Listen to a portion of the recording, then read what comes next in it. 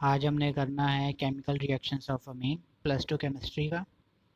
तो सबसे पहले आपको देखना पड़ेगा कि अमाइंस की नेचर के बारे में। अमाइन की नेचर क्या है? अमाइंस जो होते हैं उसमें NH2 ग्रुप होता है। NH2 ग्रुप मतलब कि उसमें क्या प्रेजेंट है? नाइट्रोजन प्रेजेंट है। तो जब नाइट्रोजन उसमें प्रेजेंट होगी तो नाइट्रोजन प्रेजेंट है, नाइट्रोजन के ऊपर लोन पेयर ऑफ इलेक्ट्रॉन होगा, तो ये एज अ न्यूक्लियोफाइल एक्ट करता है। ये नाइट्रोजन के ऊपर लोन पेयर ऑफ इलेक्ट्रॉन होता है, तो न्यूक्लियोफाइल स्पीसीज ये एज अ एक्ट करेगा इलेक्ट्रो न्यूक्लियोफाइल। न्यूक्लियोफाइल जो होता है उसके ऊपर लोन पेयर ऑफ इलेक्ट्रॉन होते हैं, जहाँ तो उसके ऊपर नेगेटिव चार्ज होता है। ठीक है, तो अगर लोन पेयर ऑफ इलेक्ट्रॉन या नेगेटिव चार्ज होगा, इसका मतलब है इसके पास ज़्यादा इलेक्ट्रॉन है। जो किसके ऊपर अटैक करेगा? उसके ऊपर अटैक करेगा जिसके पास इलेक्ट्रॉन नहीं है। मतलब कि इलेक्ट्रॉन डेफिशिएंट स्पीसीज वो कौन से होते हैं? कार्बोकेटायन होते हैं, जिनके पास इलेक्ट्रॉन नहीं है। ठीक है, तो ऐसी स्पीसीज जिनके पास इलेक्ट्रॉन नहीं है, इलेक्ट्रॉन डेफिशिएंट स्पीसीज है, उनके ऊपर अटैक करेंगे। तो जो इलेक्ट्रोफाइल है वो रिएक्ट करेगा, तो इस तरीके की रिएक्शन को हम बोल देते हैं electrophilic substitution reaction. Okay students, तो सबसे पहले हम देख लेते हैं कि इसकी रिएक्शंस कौन कौन सी हैं। तो सम इम्पोर्टेंट रिएक्शंस जो है हमारे पास, सबसे पहले कर लेते हैं reaction due to basic nature. तो बेसिक नेचर के कारण इसकी कौन कौन सी रिएक्शन है? Reaction with the acid. तो सबसे पहले हम एसिड की बात करते हैं कि एच एक्स मतलब कि कोई भी हमारे पास एसिड हो सकता है, कोई भी HCl हो सकता है, HCl या HBr HI हो सकता है। तो ये किसके साथ रिएक्ट करेगा? अगर अमीन के साथ रिएक्ट करेगा तो हमारे पास क्या बनाएगा? सॉल्ट बना देगा।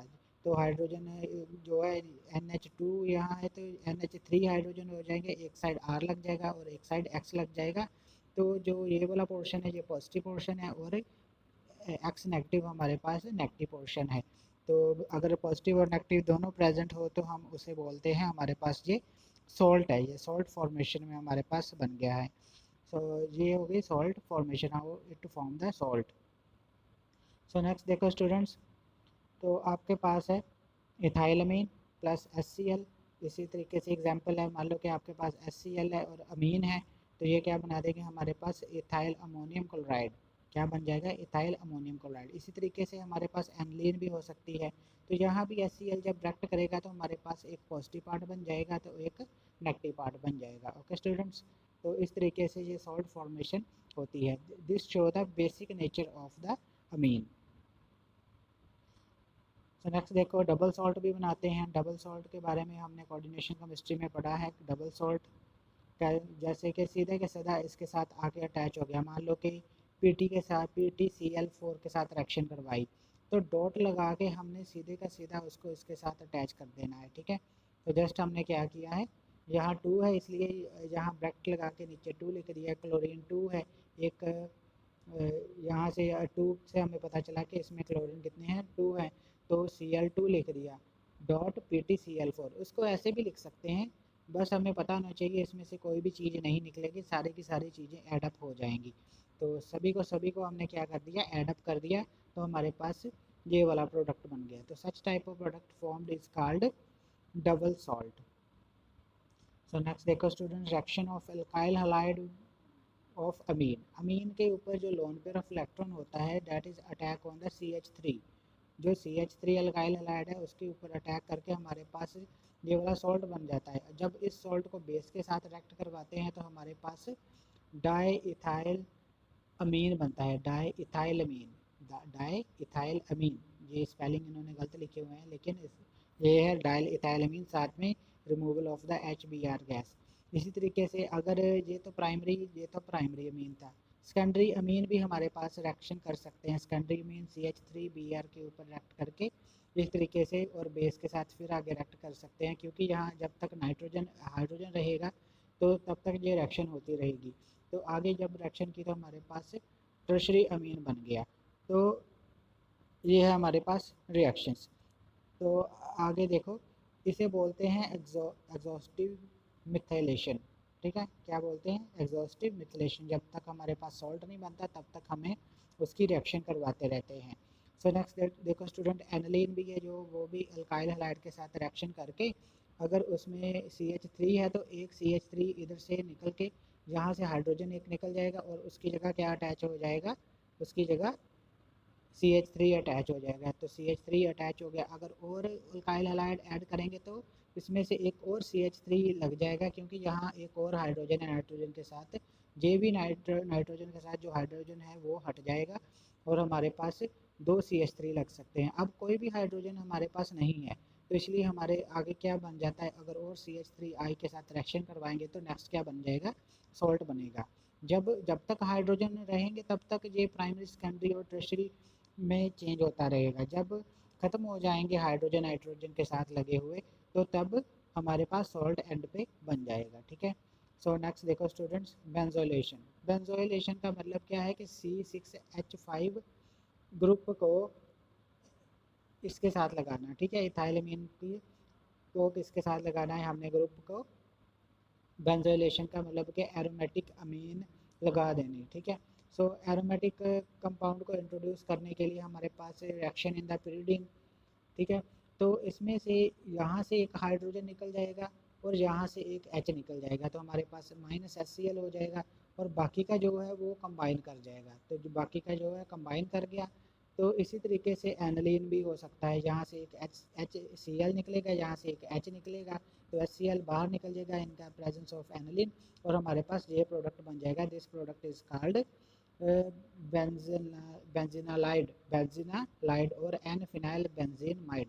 दोनों में से कोई भी नाम आप यूज़ कर सकते हो, लेकिन इसमें इस रिएक्शन में HCl बाहर निकल जाएगा और बाकी का बाकी हमारे पास प्रोडक्ट बन जाएगा।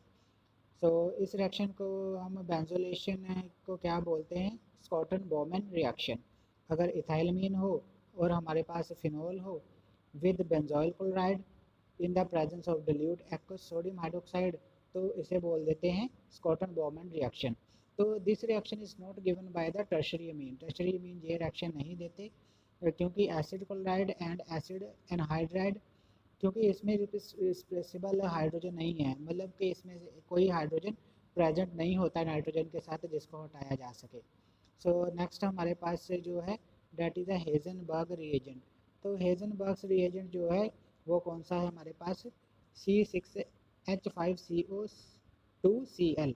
This is also called benzene sulfonyl chloride. This is called benzene sulfonyl chloride. ठीक है। बेंजीन सल्फोनाइल क्लोराइड दूसरी साइड हमारे पास प्राइमरी अमीन है। तो जब प्राइमरी अमीन के साथ रिएक्शन करेगा तो प्राइमरी अमीन का hydrogen and benzene sulfonyl chloride का Cl, ये HCl बाहर निकल जाएगा और हमारे पास ये वाला प्रोडक्ट बन जाएगा। ठीक है। This product is called an ethyl benzene sulphonamide. ये वाला प्रोडक्ट बन जाएगा जब ये रिएक्शन होगी किसके साथ, प्राइमरी अमीन के साथ या फिर सेकेंडरी अमीन के साथ। सेकेंडरी अमीन के साथ भी आप देख सकते हो कि सेकेंडरी अमीन के साथ भी रिएक्शन बन गई है। ये देखो, क्योंकि यहाँ भी H है, जब तक H रहेगा तो यहाँ भी Cl है, तो ये HCl बाहर निकल जाएगा, -HCl हो जाएगा हमारे पास और हमारे पास प्रोडक्ट ये वाला बन जाएगा। अगर इसको सोडियम हाइड्रोक्साइड के साथ रिएक्शन करवाएंगे तो कोई भी रिएक्शन नहीं होगी। सो टर्शरी अमीन ये रिएक्शन ही नहीं देती, क्योंकि उसमें रिप्लेसेबल हाइड्रोजन नहीं है, क्योंकि सारे के सारे R ग्रुप लगे होते हैं नाइट्रोजन के साथ, कोई हाइड्रोजन नहीं होता, तो HCl कहाँ से निकलेगा, तो HCl नहीं निकलेगा। इसलिए टर्शरी अमीन में हाइड्रोजन प्रेजेंट ना होने के कारण ये रिएक्शन नहीं होती है। Okay students. सो यही रिएक्शन हमारी एरोमेटिक कंपाउंड के साथ भी हो सकती है, क्योंकि एरोमेटिक कंपाउंड में भी हाइड्रोजन प्रेजेंट लगे हुए हैं नाइट्रोजन के साथ। तो ये वाला क्लोरीन और इसमें से हाइड्रोजन निकल के हमारे पास ये वाला कंपाउंड बन जाता है। Okay, this compound is called phenyl benzene sulphonamide. तो इसका मतलब है एरोमेटिक अमीन भी हमारे ऐसा बेंजीन सल्फोनाइल क्लोराइड के साथ रिएक्शन कर जाते हैं। कौन कौन से रिएक्शन कर जाते हैं, primary amine, secondary amine and aniline, लेकिन टर्शरी अमीन नहीं करते। क्यों नहीं करते, क्योंकि उनमें कोई भी हाइड्रोजन जो डायरेक्टली नाइट्रोजन के साथ अटैच्ड नहीं है, सभी के सभी R ग्रुप लगे होते हैं टर्शरी अमीन में, इसलिए वो रिएक्शन नहीं देता with benzene sulfonyl chloride. Okay students. तो नेक्स्ट देखें हम कार्बाइलमाइन रिएक्शन। कार्बाइलमाइन रिएक्शन मतलब कि कार्बाइलमाइन किसे बोलते हैं हम, तो हमारे पास सोल्यूशन है किसका, क्लोरोफॉर्म और ethanolic solution of KOH। Chloroform and ethanolic solution of KOH, ये वाला, इन दोनों को हम क्या बोल देते हैं, जब इसकी रिएक्शन इन दोनों के साथ करवाएंगे CH3Cl3 क्लोरोफॉर्म एंड KOH के साथ, तो इसे हम बोलेंगे कार्बाइलमाइन रिएक्शन। तो क्या करेंगे, सबसे पहले देखो कि इसमें एक कंपाउंड बनेगा, यहाँ से निकल जाएगा हमारा H2, और दूसरी साइड से हमारा निकल जाएगा OH। तो हमारे पास वाटर जो बाहर निकल जाएगा, तो इसकी जो रिएक्शन है वो कम्प्लेक्स है। बस आपने याद रखनी है कि इसमें बनता क्या है, मिथाइल आइसोसाइनाइड बनता है इन कार्बाइलमाइन रिएक्शन। ये प्राइमरी अमीन जो है रिएक्ट करते हैं, तो प्राइमरी अमीन जब रिएक्ट करेंगे तो क्या बनाएंगे, हमारे पास मिथाइल आइसोसाइनाइड मिथाइल आइसोसाइनाइड या मिथाइल कार्बाइलमाइन, क्या बनेगा हमारे पास मिथाइल कार्बाइलमाइन। जब कब बनेगा, जब प्राइमरी अमीन क्लोरोफॉर्म और KOH के साथ रिएक्शन कर जाती है, तो फॉर्मेशन ऑफ मिथाइल कार्बामाइन। तो इसका मतलब है कार्बाइलमाइन reaction is given by the primary amine. Okay students, so next देखो कि सेकेंडरी एंड टर्शरी अमीन ये कार्बाइलमाइन रिएक्शन जो है वो नहीं देते हैं। Secondary and tertiary Amin कार्बाइलमाइन reaction नहीं देते हैं। तो ये डिस्टिंग्विश करने के लिए है कि हमारे पास प्राइमरी, सेकेंडरी या टर्शरी अमीन प्रेजेंट है। कौन सी हमारे पास अमीन बनी है, प्राइमरी बनी है, सेकेंडरी बनी है या टर्शरी बनी है, उसको क्लोरोफॉर्म और KOH के साथ अल्कोहलिक सोल्यूशन के साथ रिएक्शन करवा के हम पता कर सकते हैं। अगर तो रिएक्शन हो जाती है तो मिथाइल कार्बाइलमाइन बन जाता है, तो इसका मतलब है कि ये प्राइमरी अमीन है। अगर नहीं बनता तो रिएक्शन नहीं होती, तो इसका मतलब है वो सेकेंडरी या टर्शरी अमीन होंगी।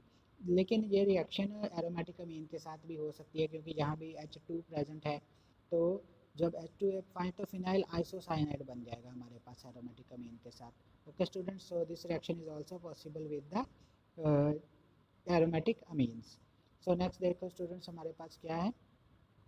So next reaction with the nitrous acid. Nitrous acids तो बनाने के लिए क्या करते हैं, सबसे पहले NaNO2 HCl के साथ रिएक्शन करवा के नाइट्रस एसिड बनाते हैं। ठीक है, तो इसको क्या बोलते हैं, नाइट्रस एसिड को ऐसे भी लिखा जाता है, इसका फॉर्मूले को ऐसे भी लिखा जाता है। ठीक है, सो जब इसको रिएक्शन करवाएंगे हम एनालीन को जब रिएक्शन करवाएंगे कि this is important compound benzene diazonium chloride, ये बहुत ही इम्पोर्टेंट कंपाउंड है। तो ये वाला कंपाउंड बनता है, तो इसकी बहुत ज़्यादा इम्पोर्टेंस है, लेकिन हमारे सिलेबस में अब की बार नहीं है। तो नहीं तो इसकी भी रिएक्शन हमने करनी थी। तो इस कंपाउंड को बनाने की प्रोसेस को हम बोलते हैं डाइजोटाइजेशन। डाइज़ोनियम सॉल्ट या डाइज़ोनियम बेंजीन डाइज़ोनियम क्लोराइड बनाने की प्रोसेस को हम बोलते हैं डाइजोटाइजेशन। तो कि कौन कौन से हमारे रिएजेंट यूज़ हुए, एनिलीन, HCl एंड NaNO2 जो हमारे पास इस रिएक्शन में यूज़ हुए to form the benzene diazonium chloride. So next देखो students, reaction of primary amine with nitrous acid, HNO2 के साथ रिएक्शन करके हमारे पास प्राइमरी अल्कोहल बनाएगा। ठीक है, यही रिएक्शन अगर हमारे पास इस तरीके से प्रेजेंट होगी तो हमारे पास सेकेंडरी अल्कोहल बनेगा। टर्शरी अल्कोहल, अगर ये ऐसे 3 CH3 लगे हुए हैं इस कार्बन के साथ, तो हमारे पास टर्शरी अल्कोहल बन सकता है। ठीक है, so different reaction, different type of amines used to form the different type of alcohol when HNO2 is used. So primary amine, secondary and tertiary amine can be used to prepare the primary, secondary and tertiary alcohol with HNO2. ठीक है students, सो next देखो secondary amine एलिपैथिक और aromatic चाहे हो secondary amines, तो वो क्या कहते हैं, they form the yellow oil. Yellow oil मतलब कि जब सेकेंडरी अमीन को रिएक्ट करवाएंगे तो यहाँ से वाटर निकल जाएगा। ये देखो H2O यहाँ से निकल जाएगा और इस नाइट्रोजन के और इस नाइट्रोजन के बीच बॉन्ड बन जाएगा। ये बॉन्ड बन गया हमारे पास प्रोडक्ट में। तो इसका मतलब है कि ये कौन सा कंपाउंड बन गया हमारे पास, nitrosoamine which is called yellow oil. तो येलो ऑयल बनाएगा। तो प्राइमरी, इसका मतलब कि सेकेंडरी क्या रिएक्ट कर सकते हैं, यस सेकेंडरी भी रिएक्ट कर सकते हैं, क्योंकि यहाँ से वाटर यहाँ से भी निकल जाएगा लेकिन टर्शरी रिएक्ट नहीं करेंगे, ठीक है। लेकिन ये टर्शरी रिएक्ट नहीं करेंगे। टर्शरी अमीन में क्या होगा, टर्शरी अमीन में हमारे पास सीधा का सीधा सॉल्ट बन जाएगा, ठीक है। क्योंकि रिएक्शन के लिए यहाँ इस नाइट्रोजन के साथ हाइड्रोजन नहीं लगा हुआ है, इसीलिए ये टर्शरी अमीन सीधा का सीधा सॉल्ट बनाएगा। लेकिन ऊपर वाली प्राइमरी और सेकेंडरी अमीन में पहले नाइट्रोसो अमीन बनेगा, ठीक है। इसमें भी नाइट्रोसो अमीन बना, इसमें भी नाइट्रोसो अमीन बना, क्योंकि वहाँ वाटर रिमूवल हो सकती थी, ठीक है। लेकिन इसमें वाटर रिमूवल नहीं होगी क्योंकि इस नाइट्रोजन के साथ हाइड्रोजन नहीं लगा हुआ, जो टर्शरी अमीन है उसमें हाइड्रोजन नहीं प्रेजेंट है। सो इसी तरीके से इसमें जो और कोई रिएक्शन नहीं होगी, ठीक है। इसमें टर्शरी अमीन जो है वो सीधा का सीधा नाइट्राइट सॉल्ट बनाता है। तो उसको होट करने के बाद आपने यहाँ तक की रिएक्शन ये करनी है, ठीक है। यहाँ भी टर्शरी अमीन है HNO3 के साथ सॉल्ट बना रहा है, आपने ये वाली रिएक्शन करनी है, ओके स्टूडेंट्स। नेक्स्ट देखो आपके पास आ गया reaction with the Grignard reagent. Grignard reagent already मैंने बता चुका हूँ मैं आपको, जिसमें एक R ग्रुप लगा हो, एक Mg लगा हो और एक X लगा हो, ठीक है। तो CH3MgBr is example of the Grignard reagent. इसको जब प्राइमरी अमीन के साथ रिएक्ट करवाएंगे तो हमारे पास मीथेन गैस प्रोड्यूस होगी, ठीक है। तो this is a good method to form the alkenes. Alkene बनाने का एक अच्छा मेथड है।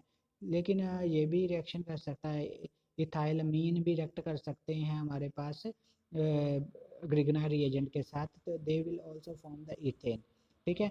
तो प्राइमरी को रिएक्शन करवाएंगे तो हमारे पास मीथेन बनेगी, सेकेंडरी अमीन को रिएक्शन करवाएंगे ग्रिग्नार्ड रिएजेंट के साथ तो हमारे पास ईथेन बनेगी, ठीक है। टर्शरी अमीन ये रिएक्शन नहीं देते हैं क्योंकि टर्शरी अमीन में अगेन हमारे पास हाइड्रोजन प्रेजेंट नहीं होती है, इसीलिए ये रिएक्शन नहीं देती। कोई भी डायरेक्टली जिसको रिप्लेस किया जाए ऐसी हाइड्रोजन प्रेजेंट नहीं है, जो कि डायरेक्टली नाइट्रोजन के साथ अटैच होनी चाहिए थी, वो वाली नाइट्रोजन प्रेजेंट नहीं है, इसलिए टर्शरी अमीन ये रिएक्शन नहीं देते हैं। नेक्स्ट देखो हेलोजिनेशन। हेलोजिनेशन का क्या मतलब है कि हेलोजन लगा देना, ठीक है। अगर हेलोजन रिंग के साथ कहीं भी, ये है एनिलीन, ये है रिंग, रिंग के साथ कहीं भी जब कोई भी हेलोजन लग जाएगा, मान लो कि ब्रोमीन है, तो ब्रोमीन आगे जब एक्वस में वाटर में यूज़ करेंगे Br2 दिस रिएक्शन, तो ये और तो पैरा पोजीशन और दो पोजीशन, और दो एंड पैरा पोजीशन के ऊपर ब्रोमीन जाकर लग जाएगी, ठीक है। तो ये इलेक्ट्रोफिलिक सब्स्टिट्यूशन रिएक्शन है। इलेक्ट्रोफिलिक सब्स्टिट्यूशन रिएक्शन का मतलब है कि Br जो अटैक करेगी रिंग के ऊपर, Br positive as a Br positive attack करेगी, ठीक है। तो इसका मतलब है कि इलेक्ट्रोफाइल जाके अटैक करेगा ऑर्थो एंड पैरा पोजीशन पे। क्यों ऑर्थो एंड पैरा पोजीशन पे अटैक करेगा, क्योंकि ऑर्थो एंड पैरा पोजीशन के ऊपर इलेक्ट्रॉन क्लाउड ज़्यादा होता है। जब रेजोनेंस होती है तो तब electro cloud ortho and para position पे ज़्यादा आ जाता है। You can check your organic chemistry chapter in +1, वहाँ मैंने आपको इसकी एनालिन की जो रेजोनेटिंग स्ट्रक्चर्स है वो करवाई थी, वहाँ आप देख सकते हो किस तरीके से ये नेगेटिव चार्ज जो है ऑर्थो एंड पैरा पोजीशन के ऊपर आ जाता है। तो ब्रोमीन जो रिएक्शन रिएक्ट करती है इसके ऊपर एज अ Br2 पॉजिटिव, मतलब कि एज अ Br पॉजिटिव, मतलब कि इलेक्ट्रोफाइल। ये क्या है, इलेक्ट्रोफाइल, क्योंकि इसके ऊपर पॉजिटिव चार्ज है, एज अ इलेक्ट्रोफाइल अटैक करती है ऑर्थो एंड पैरा पोजीशन। तो हमारे पास क्या बन जाता है 2,4,6 try bromo aniline. Try bromo aniline मतलब कि कौन कौन सी पोजीशन के पास लगा हुआ है हमारे पास। इसके जहाँ NH2 लगा है, this is a position number 1। तो ये ब्रोमीन लगा है पोजीशन नंबर 2, ठीक है। तो ये 3 होगी, तो ये हमारे पास 4 पोजीशन है, ये 5 है और ये हमारे पास 6 पोजीशन है, ठीक है। ये है पोजीशन। जैसे 2 और 6 position is ortho position and four position is called हमारे पास पैरा पोजीशन। तो हमारे पास ये वाला कंपाउंड हेलोजनेशन, तो हेलोजन लगा देना रिंग के साथ, ठीक है। नेक्स्ट देखो हमारे पास नाइट्रेशन। नाइट्रेशन के लिए हमारे पास क्या करना पड़ेगा, सबसे पहले तो नाइट्रेशन में सबसे पहले ग्रुप को प्रोटेक्ट करना पड़ेगा। ग्रुप को प्रोटेक्ट मतलब कि अगर सीधा का सीधा HNO3 को रिएक्ट करवाया जाए सीधा के सीधा एनालिन के साथ, तो वो इस NH3 के साथ रिएक्शन कर जाएगा, ठीक है। ताकि इसके साथ ये वाला HNO3 रिएक्शन ना करे, तो उसको क्या करना पड़ता है, सबसे पहले एसिटाइल क्लोराइड के साथ प्रोटेक्ट करना पड़ता है। तो ये वाला जो रिएक्शन है हमारे पास, ये कंपाउंड बन जाता है। सबसे पहले एनालिन को हमने एसिटिनालाइड में कन्वर्ट कर दिया, तो एसिटिनालाइड को बाद में हम रिएक्ट करवाते हैं HNO3 के साथ। अब ये वाला ग्रुप है जो वो प्रोटेक्टेड हो गया, NH2 group is protected. Protected का क्या मतलब है, सबसे पहले हमने इस ग्रुप को रिएक्ट करवाया, अगर इस ग्रुप को प्रोटेक्ट ना करते तो NH2 के साथ HNO3 ने रिएक्शन कर जानी थी और रिंग के साथ NO2 नहीं लगना था। सो इसीलिए हमने इस ग्रुप को प्रोटेक्ट कर दिया था, NH2 को।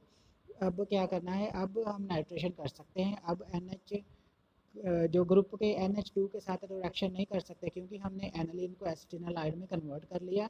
एसिटिनालाइड में जो NO2 जो है ये वाला यहाँ ही अटैच होगा, ये अब इसके ऊपर अटैक नहीं कर सकता, ठीक है। सो ऑर्थो एंड पैरा पोजीशन के ऊपर आके नाइट्रो ग्रुप अब लग जाएगा।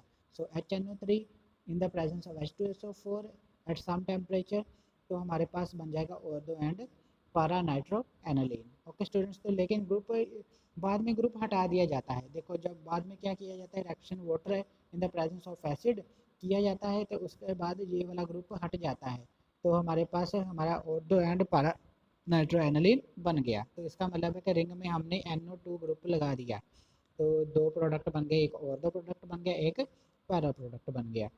सो नेक्स्ट देखो स्टूडेंट्स, नाइट्रेशन एक और तरीके से की जा सकती है। सो डैट नाइट्रेशन देखो कि HNO3 अगर सीधा करते हैं तो हमारे पास ये 3 तरीके के बन जाते हैं प्रोडक्ट, ठीक है। तो लेकिन ये वाली रिएक्शन हमने फॉलो नहीं करते क्योंकि ऐसा करने से हमारे पास अच्छे प्रोडक्ट, अच्छी यील्ड नहीं आती है। तो हम जितना बनाना चाहें पारा या और दो प्रोडक्ट बनाना चाहें तो मेटा प्रोडक्ट भी साथ में बन जाता है जो हमें रिक्वायर्ड नहीं होता।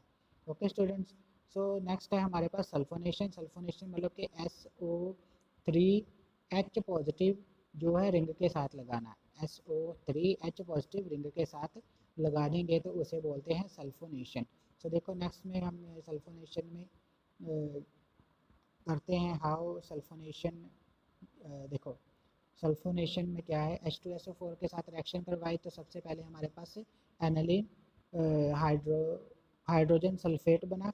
तो इसको बाद में जब हमने 453 केल्विन के ऊपर हीट किया तो हमारे पास SO3H जो है ऑर्थो पोजीशन के ऊपर लग गया।